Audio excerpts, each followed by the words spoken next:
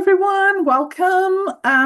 Ko Frianwadia Tokoingwa. I am the founder and chair for NATINA, and we are really excited to have Rebecca Sinclair here with us today.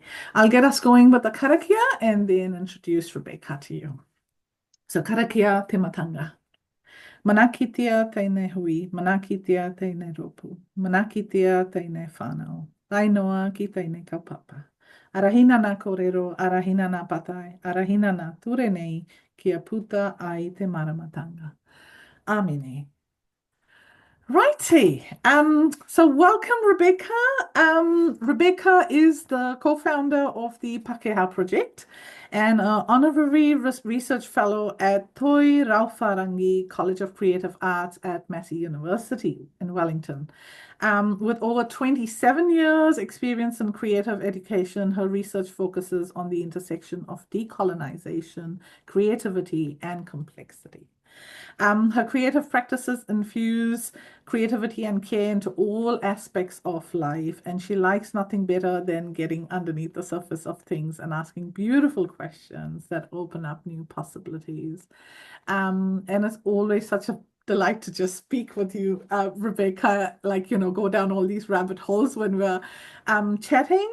So today we are actually going to hear from Rebecca about her mahi at the Pākehā Project and the role that we all have to play towards upholding Te Tiriti, and the importance of showing up in right relationship with others by knowing ourselves at an individual and collective level, and being really authentic so we can engage in some of those really hard, difficult questions and discussions, and arrive at sort of shared understanding so we can move forward together.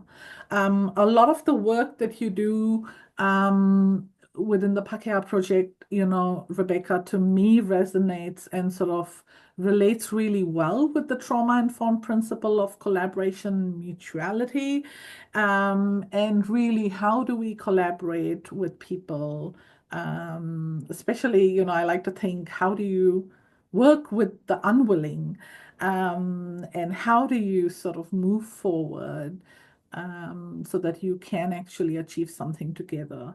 And I always think as a parent of disabled children who initially, in my early on journey, when I started sort of advocating for my children, I would advocate for funding and, supports and services. And what I realized very, very early on was that is not enough. It is the people that matter. It is the people that make a big difference. So I very quickly shifted in terms of what I was advocating for. And I started advocating for people to come on board our waka, be part of our team to support our boys and, work with us. And so supporting the people who support our kids, educating them, in terms of disability rights, inclusion, concepts of equity, appropriate supports, all of that. So that sort of started becoming a priority.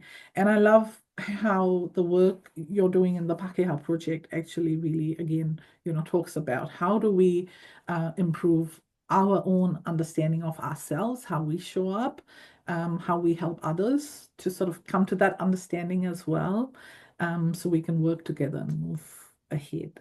So welcome, Rebecca.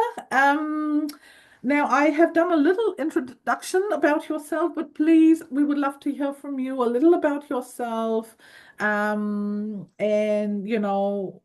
what is the work that you have been doing at Pākehā Project, and also how did this all come about? Yeah, beautiful. You've kind of opened up the world for us in that little introduction, I think. And yeah, so much to kind of talk about. But maybe I'll just start by just saying, yeah, thank you so much for having me. I want to really mihi to you, Frian, for this amazing work that you're doing and for the community that you're building. It's such an important, it's such important work, all trauma-informed work. And I think you're so right about it's kind of like this is the forefront of where we all need to be, understanding this much more deeply. So I just really want to honour this community and the work that they're doing. Yeah, I'm here in Te Whanganui Atara, so which is where mana whenua a Te Atiawa, Taranaki whānui, and sort of I always, mihi to them as well. So ko wai au, no ingarangi no kotirangi hoki o ki tipuna, I tipu ake au ki Tamaki Makaurau, i noho ana au ki Te Whanganui Atara i nai anei. Ko Rebecca Sinclair tōku ingoa, and I am the co-founder of the Pākehā Project with my tuakana Louise Mara, who you're going to be meeting at a later webinar, I think. And yeah, Louise talks about herself as a braided river, so she's Tūhoi and Pākehā, and that kind of has quite informed quite a lot of our work. Her sort of really thinking about how those parts of her relate within her. So how she is in some ways an embodiment of Te Tiriti in her. And that's been a really helpful kind of thing for us to use as we've been exploring our work. I'm the mama of 4 teenage, well, not quite teenage, one's now 20, daughters who live with me. And one of them's just arrived home, absolutely saturated, just in the rain. So just thinking about her right now. Yeah, my background is in, this is always a weird one. So my academic background is chemistry and maths. I did my first degree in, and then I went and switched and did architecture and kind of carried on doing architecture after that. So I kind of really went from that real kind of pure science stuff, which I absolutely loved, into something which then drew on all of the art and creative practice, which I also loved. So at school, I really liked everything. I found it really hard to choose because I just loved everything. I loved languages, I loved drama, music, everything. So yeah, so architecture was really fantastic for that, actually. And architecture was also the place where I really kind of got to know and understand systems a lot better, thinking about things and from a much more systemic perspective, which has kind of come into the work that I've done in terms of my research.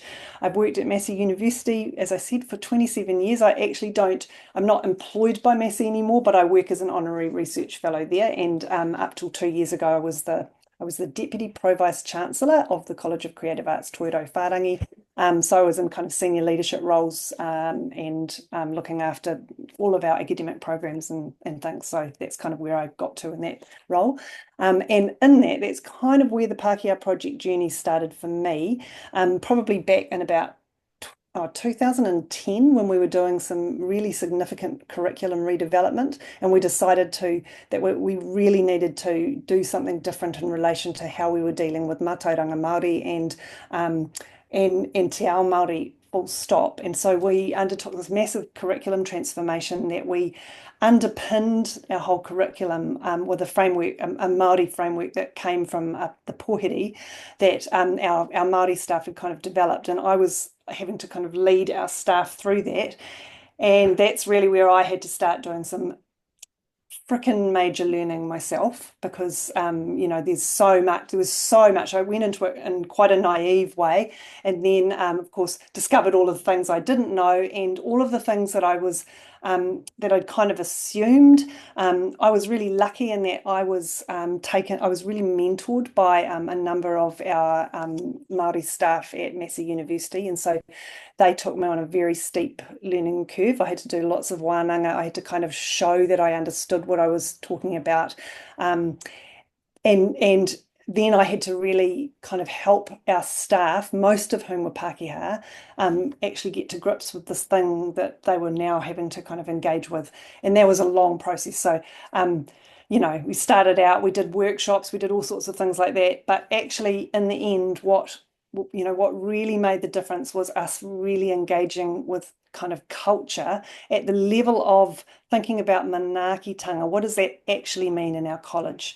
How do we actually relate to each other? Much more. It wasn't even really in some ways talking about specifically trying to talk about cultural ideas or notions. It was actually much more about getting people working together as humans, really getting to understand, how do we look after each other? How do we think about things, the relationships between us? And really it was in that work, doing things like eating together, cooking together, really trying to develop a sense of community, that we started to become much more able to deliver the kind of academic stuff. So I found that a really interesting process and a huge learning curve.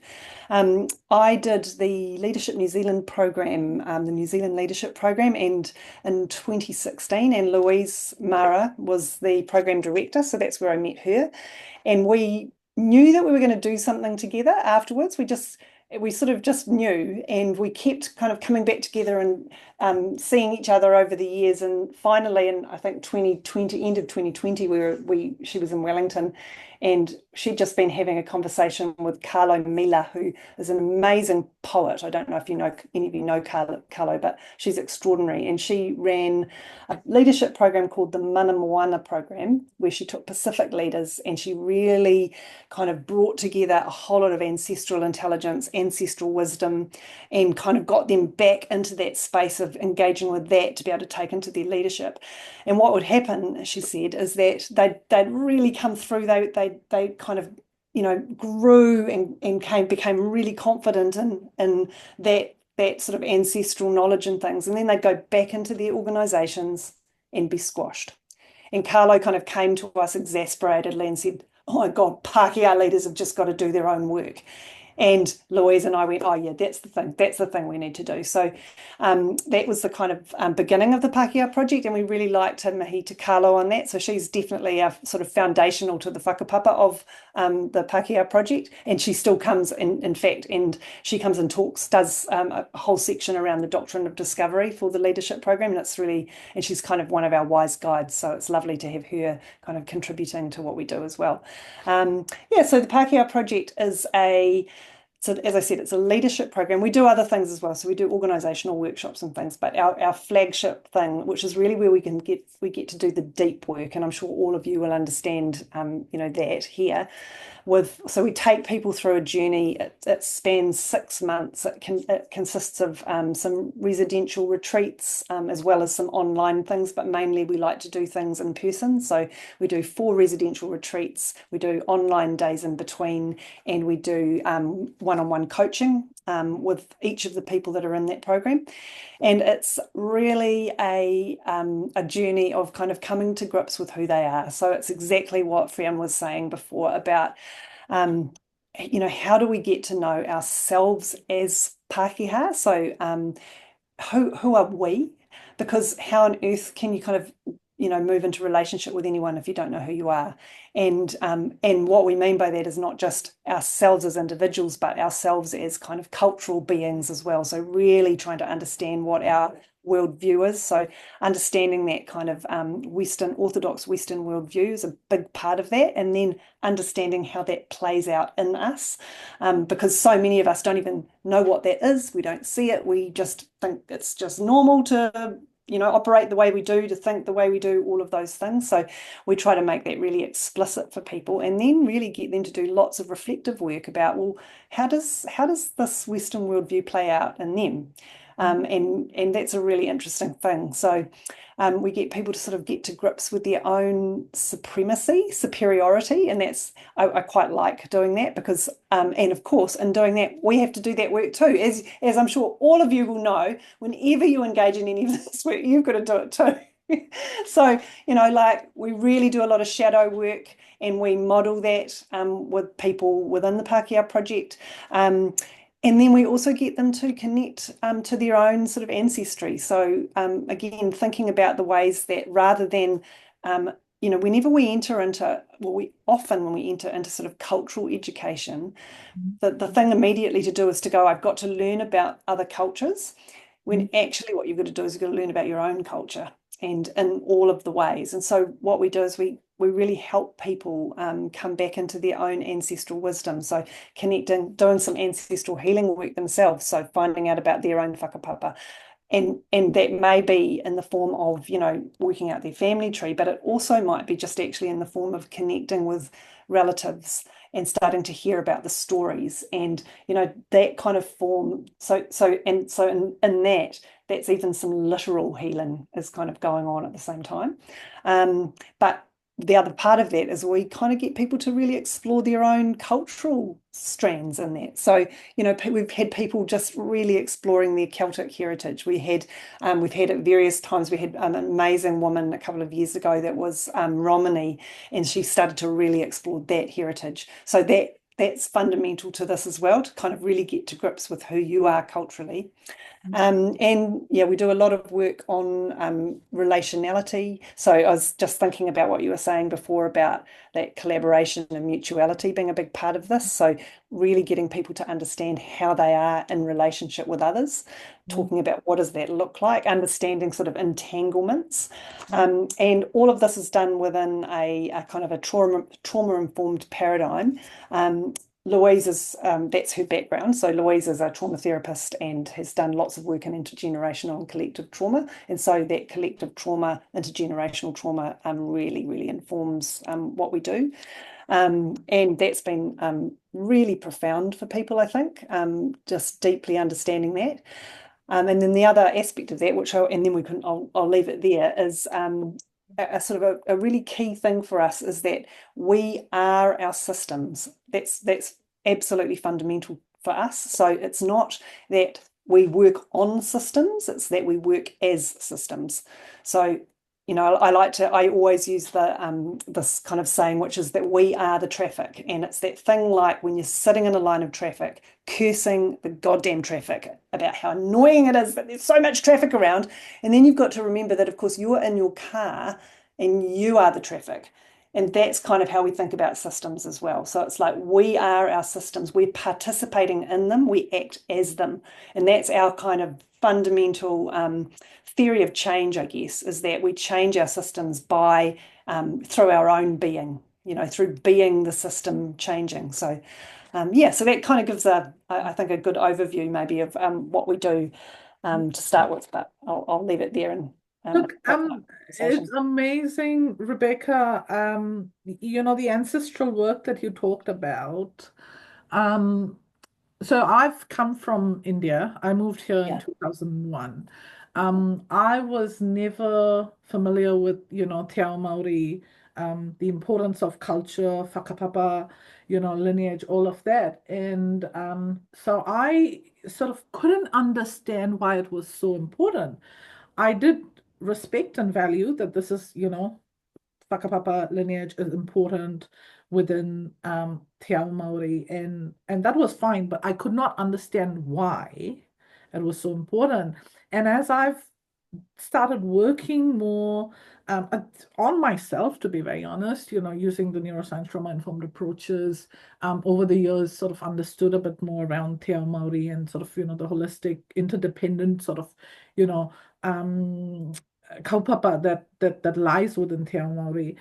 One of the things that stands out to me is that the ancestral work gives you a sense of belonging. yeah, And absolutely. we often have so much that we carry over the years, isn't it? The hurt, pain, Yeah, rejection, exclusion, all those little tiny bits. And we carry that and we start doubting ourselves. And in my case, that self-doubt, that lack of confidence set in when my children started experiencing discrimination because of their disability, right? And when we started our journey, I didn't even care about the ancestral cultural sort of connections. yeah, I was more yeah, focused on we've got to do sign language, we've got to use the appropriate strategies to support them. I've got to learn and yeah, sort of support the disability. And so I neglected the cultural stuff, but I've started to realize now how important it is. And it's almost like I feel like there's a part missing that I do need to work on because it gives me a sense of belonging. yeah, That grounding. yeah, yeah, You matter, you belong, you come from somewhere, you're headed somewhere. So yeah, yeah, so for me, that is something that I've found really unique, in the workshop, one day workshop that I yeah, attended yeah, with you and yeah, Louise, and that really sort of struck a yeah, chord with yeah, me. yeah. Um, It's pretty beautiful work. Yes, yes. Tell me something, when you are working, because you're looking at the cultural stuff and then we're looking at Yeah, the systemic stuff. It's kind yeah, of yeah, very different. And so how do you help people understand those connections? How do you help people sort of see the, importance of linking the two yeah. within a space? Yeah, Yeah. that's a great question. So I think that I suppose that probably leads me into another aspect of the Pākehā Project, which is we don't teach it like it's not a sort of talking about stuff. Like it's really embodied the work. And so we have a series of that we work with, and one of them is around exploring our other intelligences, so broader intelligences than just our sort of cognitive domain. So we really explore our somatic intelligence. So working with the nervous system, it's just such a beautiful. I mean, it's so fantastic. I think that's really transformational for people to sort of start to really deeply understand how the nervous system is actually intelligent, and how it can start to actually show them all sorts of things that they didn't even realize it was showing them because they had ignored it, and that we've been so disconnected from it. Culturally, actually, as Pākehā, we've never been taught to really believe that feeling is part of our knowing. And so that has been a profound sort of shift. So looking at that, looking at creative intelligence, so helping them, like, using these other ways of knowing to help be able to make those connections together, rather than just like, so we don't, it's not really like lectures or anything like that. It's just lots of activities. We do lots of making. We use creativity as a process. Lots of experiential work. There's lots of, like, we use sort of meditation and to try and visualization to help people kind of get into different sort of spaces. So, and we've let them know right from the beginning that that's what we're going to be doing. So it's always an invitation. We're always inviting people in, and we're always kind of giving them the heads up that this is what is going to be going on. That's including, so that with meditation and things, sometimes we'll do, like Louise runs some beautiful ancestral meditations. And again, we have to really be careful with people, because for some people that can be, like there's a lot of trauma for people it's associated with that. So we're really careful about that in relation to ensuring that people know they don't have to participate, giving them options for being able to, do different things if they want to. So there's a lot of that's involved. But yeah, the systemic, that connection between the kind of cultural work and the systemic work, probably it's best understood by them understanding, both the how the Orthodox Western worldview has played out. Because so when they do that, then they can see how, when they connect back with some of that ancestral roots, those ancestral streams that kind of go back through, whether it's English or Welsh or Scottish, or for some of them French, or, like there's a whole range of different kind of ancestries that people have. They start to realize that there's other kinds of knowing that they also have access to, if they can do that too. And so, and once they start to do that, then it kind of opens up. They start to see maybe some of the narrow ways that we've been seeing things and using this Orthodox Western worldview that is so prevalent, that we're so stuck in. And it kind of frees them up to be able to see the way that shifting, shifting some of the things we think are stuck in our systems, all of the issues around inequality, all of the ways that we see success. There's so much that's tied up with that Orthodox Western worldview. And so what this does, it starts to give them new tools and new perspectives on those things. So they're no longer thinking of them quite in the same way.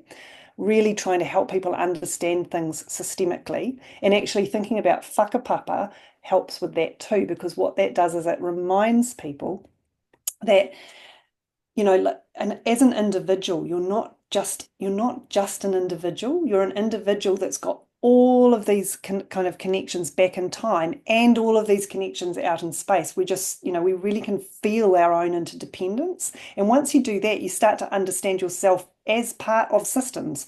You can sort of feel it. It's embodied. It's not just some intellectual proposition, and that really helps too, because you start to then understand that in systems, we've got to kind of understand relationality. We don't just treat problems, we've actually got to start to look at the context of problems and the root of problems. And so it just opens up an entirely different way of understanding systemic issues. Yeah.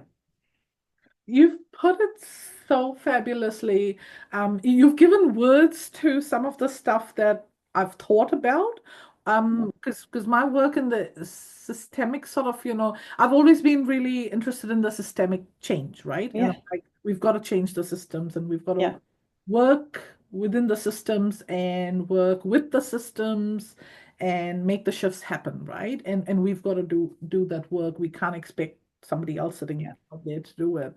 But you've put it really, really well, and you kind of have laid out sort of a good pathway where you can make sense of, the what you bring into the picture, what you carry through that lineage, the whakapapa, Yeah. Yeah. Yeah. and how you can then use that to actually shift things more. Yeah. Yeah.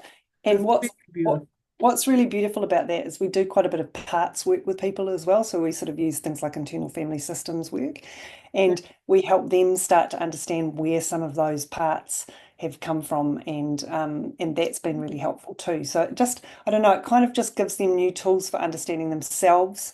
Yeah.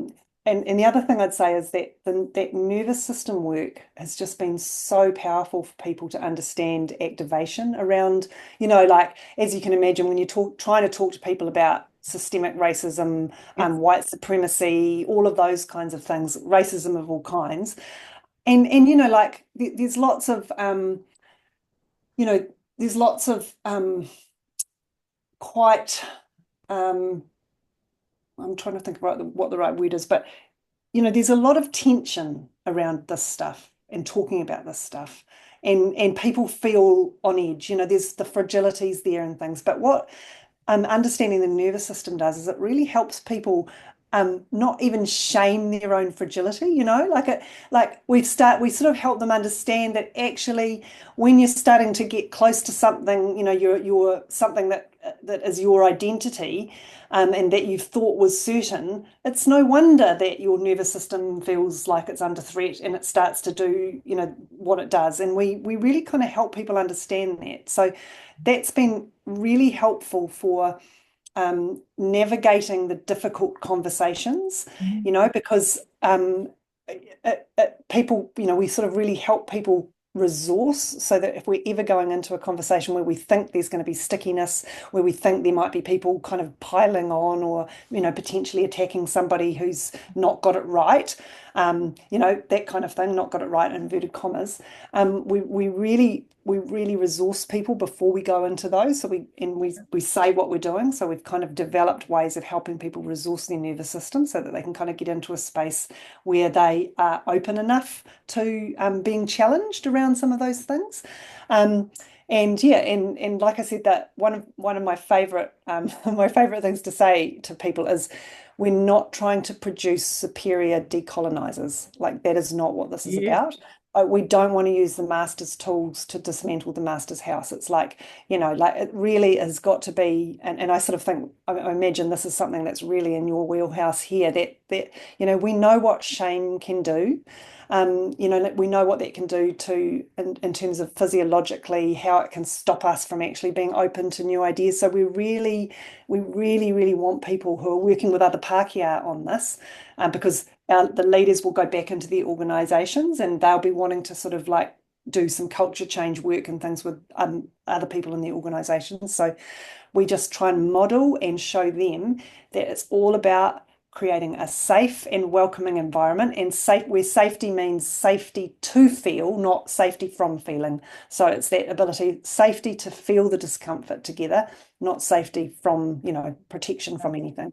So that's really important to us. How do we lay the foundations for being able to have those difficult conversations that might challenge some of those people who are a bit more resistant? Yeah, so we really use those kinds of practices to assist us with the conversations. Yeah. I think you've touched on a really, really key point, Rebecca, around that safety to feel, Yeah. because often we move away from what's uncomfortable. We Yeah. move away from uncertainty. Yeah. And Yeah. I know there have been times, I kid you not, where I've gone, I want to say something and then I'll hold myself back. Or Yeah. there's times where, you see a ridiculous comment on, Facebook Yeah. post Oh and yeah. type it and then I go backwards and I erase it. And I'm like, no, I'm not going there because I don't know what somebody's gonna say and I don't know how this is gonna, end up or how it's going to be perceived. And so I think that's safety to feel comfortable in sharing, Yeah. Yeah. comfortable Yeah. in who you are, and And acknowledging you're on your learning journey. yeah. Yeah. You're not there yet, or Yeah. you're not Yeah. superior to anybody Yeah. else in terms of that understanding is so important. Yeah. I Yeah. Yeah. Oh, agree. completely. And yeah, yeah, it's just such a big part of it, and getting consent from people, like again, we just always say to people, anything that we do, you have a choice. It's all optional. It's all an invitation, and that really, really helps in those situations. So, even when we're doing like a large workshop, and we're all in a circle, and that classic feedback in sort of scenario, we'd always say to people, if you don't want to say anything, it's no problem. Just say pass. And that's absolutely fine. So we kind of really want to normalize that they've Yeah, got means of escape, like they don't have to, they're not stuck, they're not yeah, trapped. yeah. And I And I just think must it's so important. Yeah, Yeah. absolutely. And I must say, Rebecca, um, I mean, you guys do it really beautifully because when you say you can pass, you genuinely mean you can Yeah. pass. Yeah. I felt comfortable passing. Whereas there have been other, spaces where you've been given an option, you've been told, Yeah. oh yes, Yeah. you can, but you feel like if I don't, then I'm less than, or Yeah. Yeah. I'm sort of, Yeah. losing out, or it makes you more uncomfortable. And so I think you guys do that really, really well, I must say. And I haven't even done the full course, but I really do hope one day I can do the entire workshop Yeah. with you Yeah. guys. Pretty So yeah, so transformative. it's fabulous work that you guys do. Can I ask, in terms of some of the practical things that we can be doing Yeah. to prevent the polarization Yeah. and promote that sense of safety. You've already Yeah. talked about giving that choice, Yeah. consent, all those sorts of things are important. What else can we do in the wider sort of spaces we interact with people? Yeah. When you talk about consent, you talk about choice to participate, all of that, the flexibility, how much you sort of participate, all of that. It reminds me of self-determination, Yeah. Yeah. which is a key sort of enabling good lives, Yeah. sort of part of the enabling good lives approach. And within the disability space, we always talk about how important it is for disabled people and their families to have self-determination, because if they don't have that, they lose agency, they lose their voice, they lose choice and control, 100%. right? And we know that uncertainty, loss of control, are real significant stressors. Yeah. That's what research shows. Yeah. Yeah. And so, what else can we do when you're in the space where people are trying to maintain their control over their narrative or their perspectives, and you're trying to add, a different perspective and view, and they're polarizing? How do you navigate those spaces? What, you know, practical sort of ways Yeah. to strategies Yeah. can be Yeah. used in those? So, well, the first thing is that we always spend a lot of time on relationship, on container building at the beginning. So relationship, really building relational fabric in a group. That's so important. I mean, and it just draws on te ao Māori, whakawhanaungatanga, like there's reasons for that. It's not just some like, this thing that is kind of just a ritual that doesn't mean anything. It's like it really builds relational fabric so that you can then, so people feel that sense of safety, and their barriers actually do come down. They feel like, okay, I'm not under threat here. I'm literally, I'm not, my nervous system isn't sort of saying, right, I've got to like hold tight and, all of the tunnel vision and things that happens in that situation. It's, that's really deliberate. So we spend quite a long time at the beginning of any workshop building that relational fabric, probably more than some people would. And that's really important for us. We do quite a lot of, and I think we did it with you guys, we did just agreement building. So really helping people, asking people two key questions, which I think are really great paired questions. And one is, what do you need to feel safe in a group? And what will you give to the group to be safe for the group? And that as a reciprocal question is a really great one because it just immediately reminds people that they're part of this, that we're in an ecology here and there's reciprocal relationships going on. And we use those as our ways of forming agreements for a group. So it's a really excellent pairing. We do some other things around that too, like we ask people their fears. So we try and get all of that stuff out.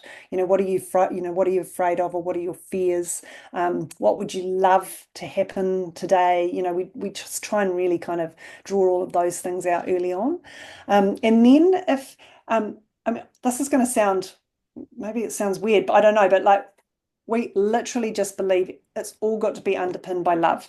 Like we really, and Louise and I are really determined about that. Like we really are loving when we go into that, and we bring a sort of real sense of love to the people who are in our workshops. We really honor them. And I think that comes through, like when you really do believe that, then people do start to feel it, as I'm sure all of you who are in the business that you're in.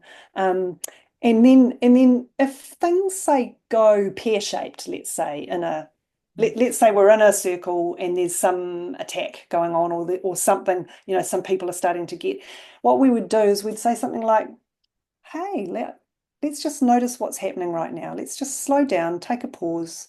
Let's just notice what's happening and draw attention to the felt sense in the room rather than the content of what's said. So, we can just kind of start by saying, again, asking permission for whoever's doing it. Is it okay if we work with this? Now, what's going on for you right now? What's happening in your body? Like really literally use the nervous system as a way to sort of surface that. And then we can kind of ask people, and who else is feeling that right now? So we kind of use their somatic experience as a way into the kind of activation, rather than immediately going to the content of what's being said and kind of, I don't know, get into a debate about it.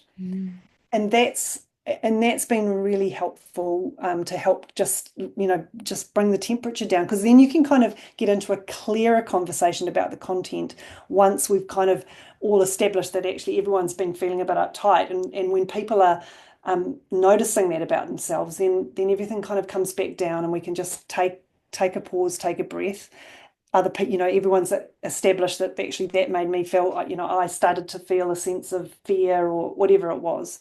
And then we can start to kind of have a more generous conversation. So that's been quite helpful, just using that technique. Yeah. When you were talking about reciprocity, it reminds me of that, principle of mutuality. Yeah. Each one is feeling valued, each one Yeah. each one has, mana in the space. Yeah. And there's no power absolutely. dynamics, right? Yeah. And We're all on this journey, like all of yeah. us, and we've all been somewhere before we are now. Like none of us like arrive fully formed as like, enlightened beings or anything like that. Every one of us, including me and Louise, we've started on the journey and we were not where we are now. And we're all just keeping going. So it's like we really try and stress that with people, that, don't it's again back to that superiority thing. We really don't want people to be kind of going, well, of course, I know how to do this. And because of course that same person at one point didn't know how to do that, so it's just, we just kind of really try and remind people, and again, like model it, also model mistakes. we talk a lot about the things that we get wrong, that we've done. We try to be very transparent about the ways that we facilitate. So, so if we don't know what, if something comes up that we don't know the answer to, we'll just say, oh, you know what, I'm not really sure I know the answer to that right now. And, rather than trying to claim any expertise or any of those sorts of things. So just really try to, keep it so that we're all relational together. Yeah. Yes. The other thing I wanted to touch base, I know you said underpinning everything with love. Yeah. And it's not foolish at all. I think, when you were talking about that, I was thinking about what you're doing is co-regulating everybody else around Yeah, you. it is. It is. You're coming with, genuine sort of, Yeah. regulated, calm intent to engage and to not judge people. I think the non-judgmental sort of way of being is so important, isn't it? It really helps pull down barriers. And I Yeah. must admit, honestly, when I first started in my journey, in my advocacy journey, I was so judgmental. I was Yeah. so judgmental. We all were. And I mean, I couldn't understand why somebody else couldn't do something the way I do or the way I Yeah. think. Yeah. And it's quite Me hilarious. too. But even in my own parenting journey, when I sort of started with my journey, I was all go, go, go. I was like, I need to connect with specialists, I need to learn, I need Yeah. to get appointments. And I remember the first workshop that I did around sort of, going through grief and Yeah. learning to be a parent of a disabled child. I met all these other parents, and some parents said to me, I didn't allow a specialist to come into my home for 6 months, and oh, no ways. And I Yeah. said, are you nuts? Like, why would you do that? Like, you've got Yeah. to, like, get working and da da Yeah. da. And I couldn't understand. And it was only afterwards, as I started going down my own journey and sort of connecting more with parents and really understanding, realizing how we all process things differently. Yeah. Yeah. And, now that I've, after so many years, had this understanding about the nervous system, Yeah. I can totally understand some parents started out their journey with going into fight mode, and some started out with going into flight mode and, Yeah. dissociating with everything around them. So I can absolutely understand that. But I was honestly so judgmental before I understood that and before I Yeah. knew, Yeah. why and how people will sort of, come with different Yeah. ways of Well, being.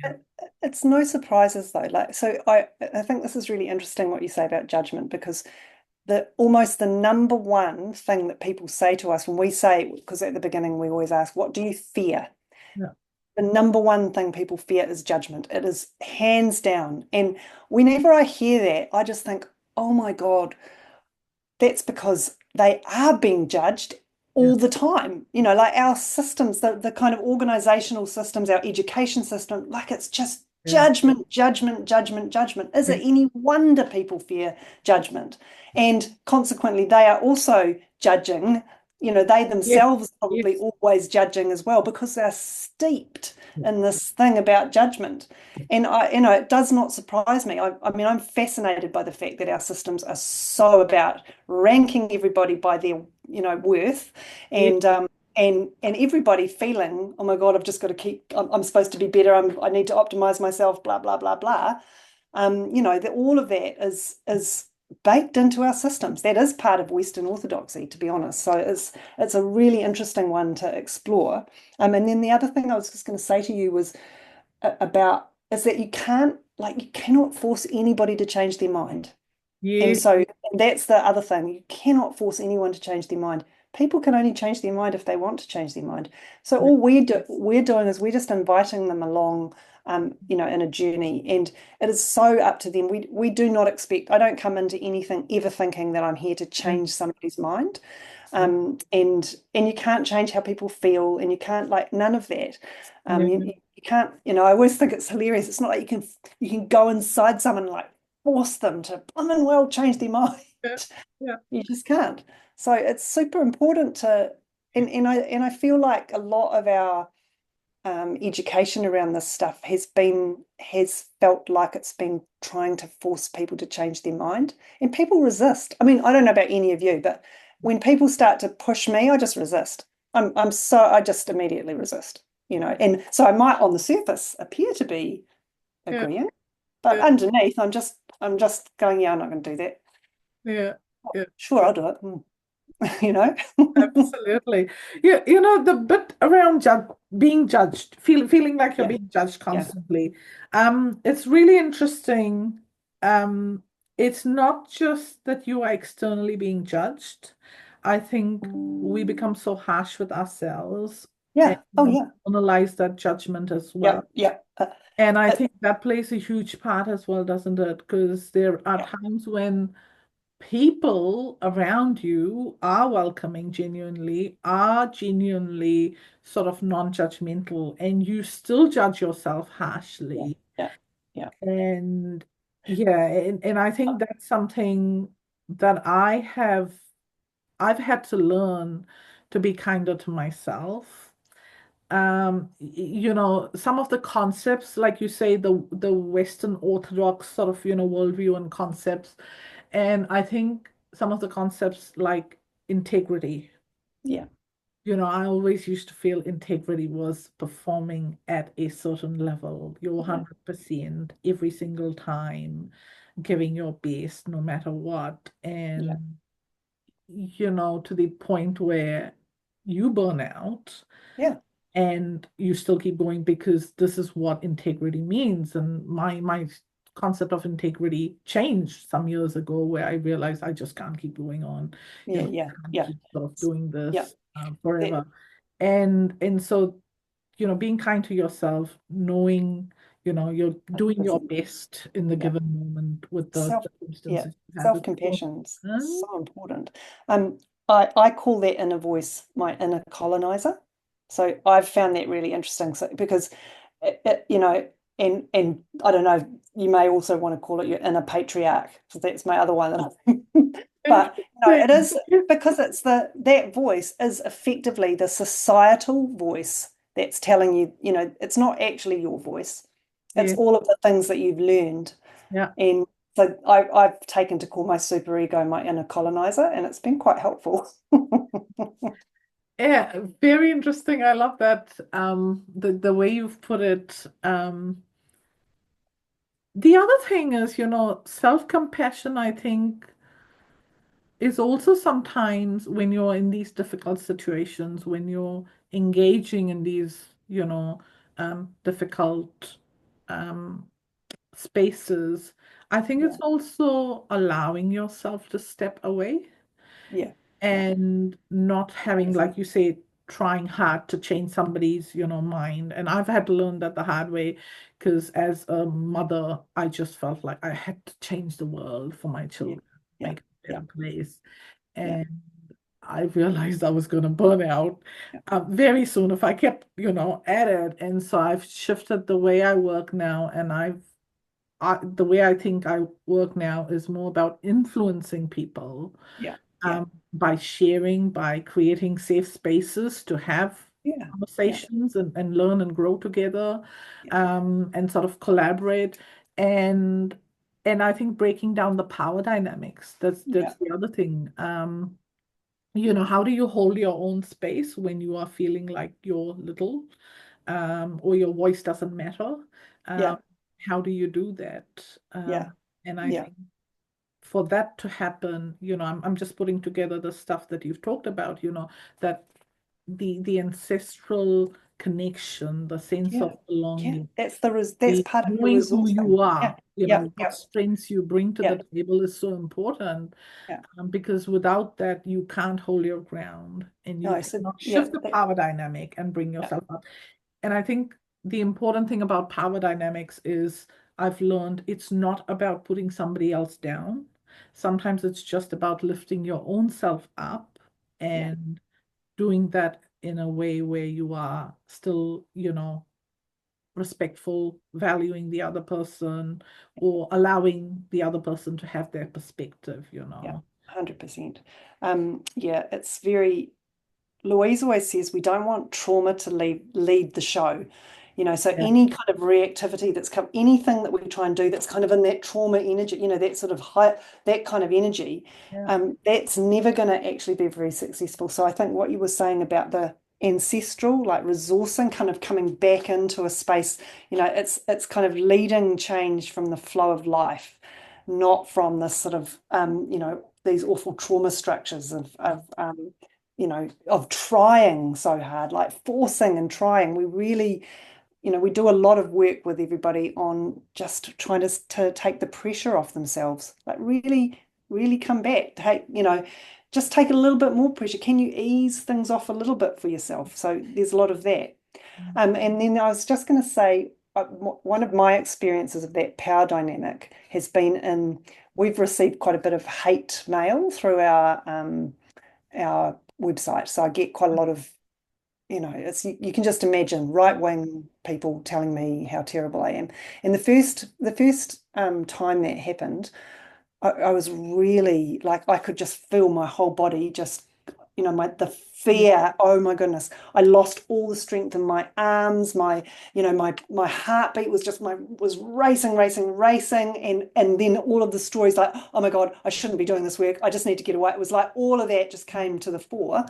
And I just had to like really just let it go through me, notice what was happening. And it took me a while, quite a few goes of this before I could kind of get to a point where I could just let that go through me. And then it was replaced by, oh my God, I'm not going to let them, like it was a real, I basically got replaced by my own like really strong rage, which was really helpful, like good rage, rage that was kind of grounded, connected. Um, and that was part of, so it's interesting, that's another kind of resourcing, like really learning how you can resource yourself in other ways as well. So I don't let it make me feel small or fearful anymore, but it really, like, I so noticed how my just natural physiological reactions were just immediately to go into that space. It was quite shocking. It's very interesting, Rebecca. I've been sort of in that systemic advocacy space for quite a few years.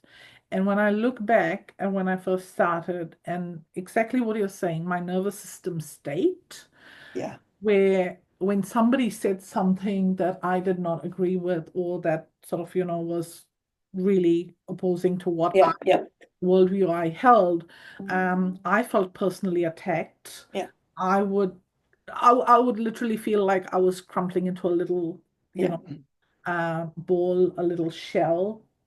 And it was very hard for me to sit through advocacy meetings. I also remember there was a phase where I would literally break down in the middle of meetings because I yeah, was so impacted and hurt by, what was happening. And I remember at one point I thought, I can't advocate if I'm just breaking down all the time. And sort of, it's hitting me so hard.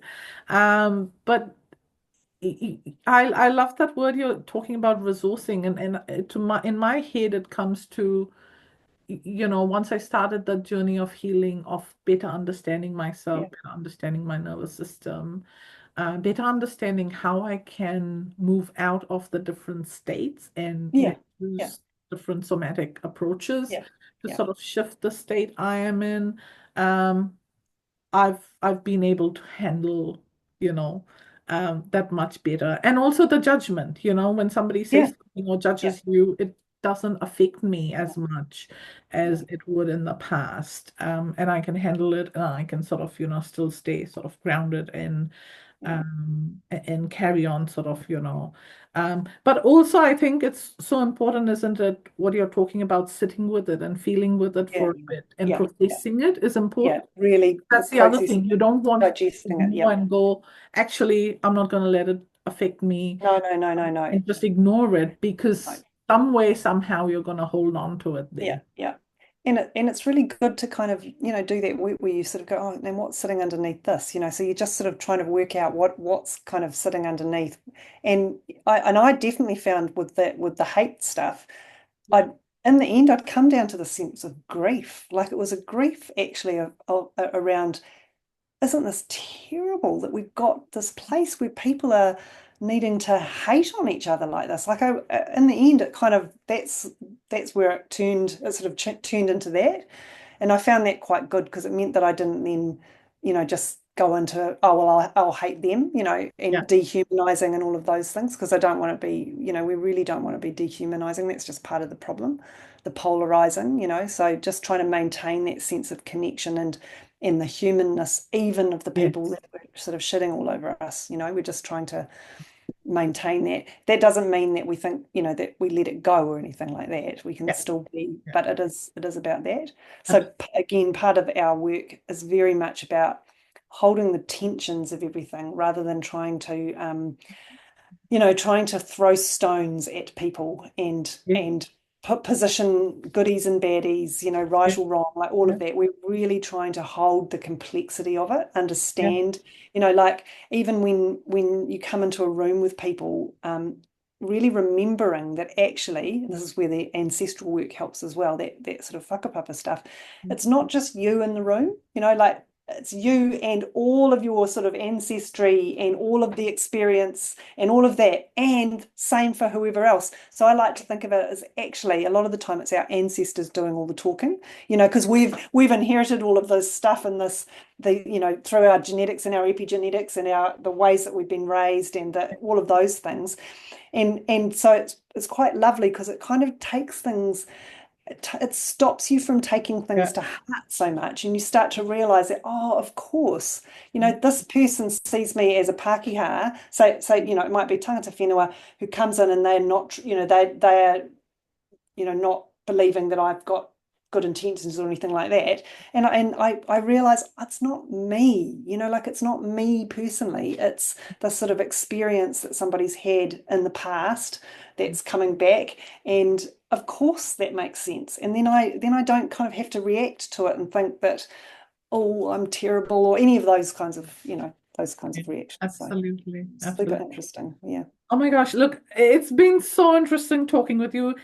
I just realized the time, but I do have Mm. one last question, Yeah. please. Um, the correlationship between creativity and trauma and hardship, and it's Yeah. something Yeah. I've Yeah. always personally Yeah. wondered. Yeah. It's an You interesting one. know, Yeah. from all the neuroscience research and everything, it says, well, you can't learn and be creative if you are in your survival sort of, Yeah. brain, right?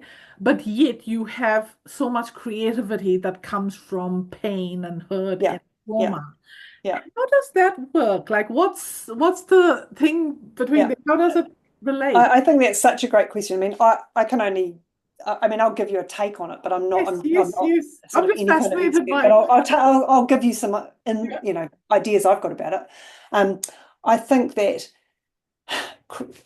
when you're creative, it's like it's an urgency. It's not like something you have a choice about for most people. It's like this real sense of like, oh my God, I've just got to create something. I've got to make, I've got to paint, I've got to write, I've got to.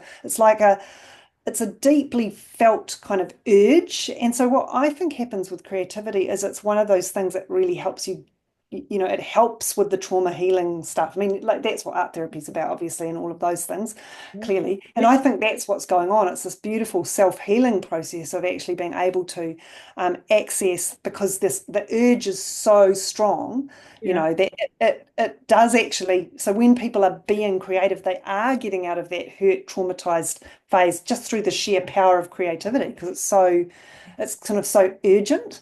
yeah. So I don't know, like that's one of the things I think, because I've thought a lot about that too, and also far out, we just need those sensitive people. We need those people who are in touch with their pain, because they're the ones that can just have this amazing connection to life, actually, to the aliveness of things. Absolutely.